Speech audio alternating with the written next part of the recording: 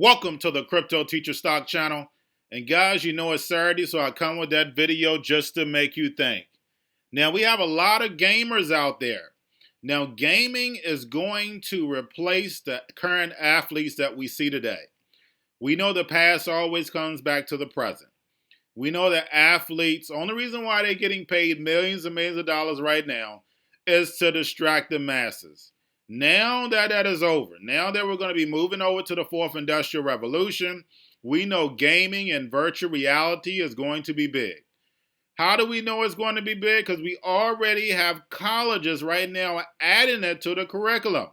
They are paying these players already, and we know that certain gamers make millions of dollars already. So guys, right now we're looking at the paradigm shift. They do not want you coming outside the home.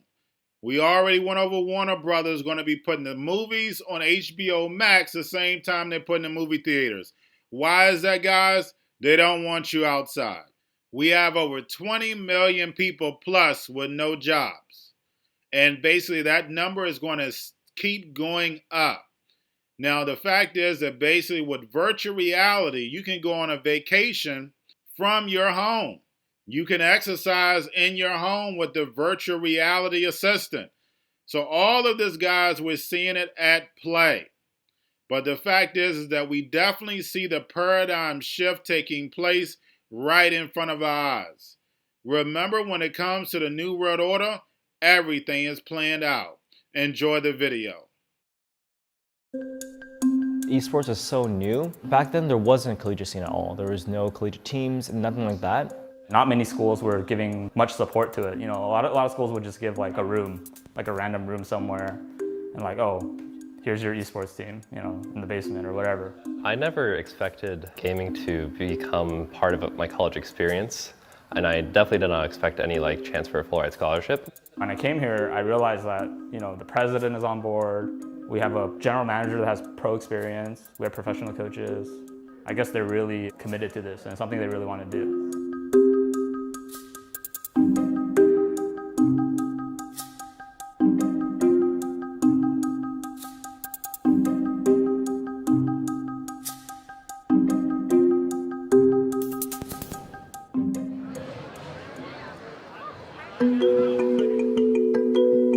We started this program exactly a year ago. Before Harrisburg University, I was a professional League of Legends coach for Team 8, and then I realized that there was a lot of lack of structure. Collegiate esports as a whole has really only been around for 5 years, maybe 6. We've gone from seeing maybe in the first 3 years only like 20 or 30 programs, so now we're seeing 200 or 250 varsity programs, and that's a big deal. First time I stepped foot on Harrisburg University's campus was back in December of 2018. They asked me if I wanted to fly out just to check out the program, see what it was like. I found myself in this training facility and overwhelmed by all of the dedication, commitment, and vision that everyone here at Harrisburg University had. It's coming out here, this is like the main area. So we have like all these kind of computer desk pods. League of Legends is like on the left side over here, so these 3, and then Overwatch are the rest kind of in the other corners. This is our official like VOD review room. Gather everybody around, we can put like videos up there and watch. We have some like crazy massage thingies in here. This is like the jackhammer, so you like massage your arms. And then it goes to like level 2, which is like crazy. I couldn't even, like that hurts me. All right. This is like our little side gamer room.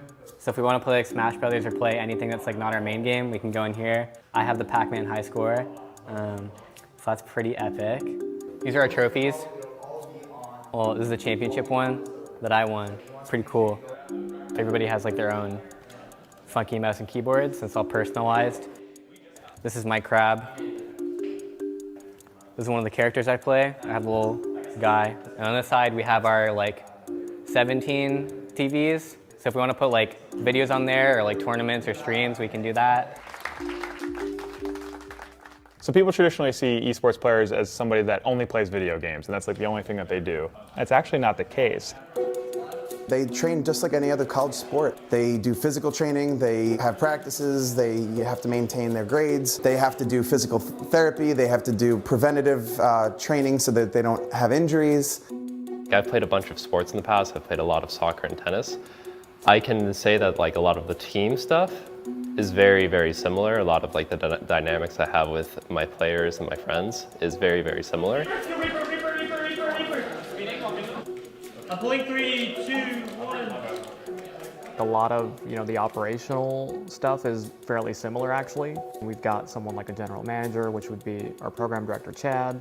We've got coaches, we've got nutritionists. We offer a healthy meal plan that makes them actually feel good. We give them gym memberships to be able to go to the gym, but then we offer a physical trainer that helps them figure out what they want to do. Are you taking care of your wrists and your arms and your elbows and the things that you're using while you're playing the game? I personally think there is an advantage for having a physical component. I talk a lot about like the quality of practice and not just like the quantity or how much time you're doing it. Have you ever just had that feeling where like, I feel good today, where it's like, I feel like I've slept, I felt like I've been fairly active. When you come to practice or when you feel pretty energized, it makes a difference. There's no difference between any college sport and esports. Putting together a schedule for a student is actually pretty tough. You have to get their classes in between 9 to 5, so they need to be able to practice afterwards. And then study halls where everybody's together to make sure they're doing their work. Wake up at 8, eat something, go to class. After class, like I usually have class, gym, and then class. Then I come back here. I'll make some food because I'm usually pretty hungry, and I gotta eat a lot before we have like our 4-hour-long practice to keep me kind of energized. It's a lot more hard work than I'd imagined. I play 6 to 8 hours, and that doesn't even count how much time I put outside the game. So I watch other players play. I watch myself play to critique myself. I come from traditional sports, and I used to spend like 4 to 6 hours with just traditional sports, with working out and watching tape. But with esports, it feels like every second of the day I'm constantly working. I definitely feel that burden where I have to do this and that, and after school I have to come to practice. After practice I go home and I'm just too tired. I feel like the student athlete is the exact same way, and I feel for the student athletes. It's a lot of work. One of the biggest challenges I have is trying to help my students balance esports and academics. They're students first. It's kind of like any sport. It's like how many people go from D1 to be a professional, maybe 1%, something like that. So the same thing applies for esports. Esports is fairly new, so it is quite risky to just jump into esports without having any kind of backbone or plan B really. Players' careers right now are so short that a lot of them will have the chance to still use their college degree. And so these students come here in the hope that they can pursue their passion in esports while also securing for themselves more realistic and viable future through their education. It's probably one of the best things that's happening collegiate-wise to people that are trying to go pro. I never really had much competitive experience, so being able to get a degree while I learn and doing all this really helps. And who is going to step up? The zone's being removed now. Pile driver. When you think about building community, you need something that people can rally behind. And in this case, it is esports. The Hugh Invitational is an example of that. Like we're going to have 64 teams here in Harrisburg to compete all in person. That's larger than any other tournament for collegiate in the area by far. You don't realize until you come to our facility here or come to a tournament how many students are really into this, how many high schools are playing it, how many colleges are involved in the tournament, and you walk around our campus and you see HU Storm shirts and jackets and sweaters everywhere. Can I get a huge round of applause for these two teams? They're going to give us some great games tonight. Enough of the people who I've met and talked with there know who I am and know I'm on the team. And if they play the game, like I'll have plenty of conversations about it. I think without the scholarship, I probably wouldn't be going to school. I come from a poor background, so being able to even afford school and go to school while being in a different state and being at such a prestigious program is really, really good.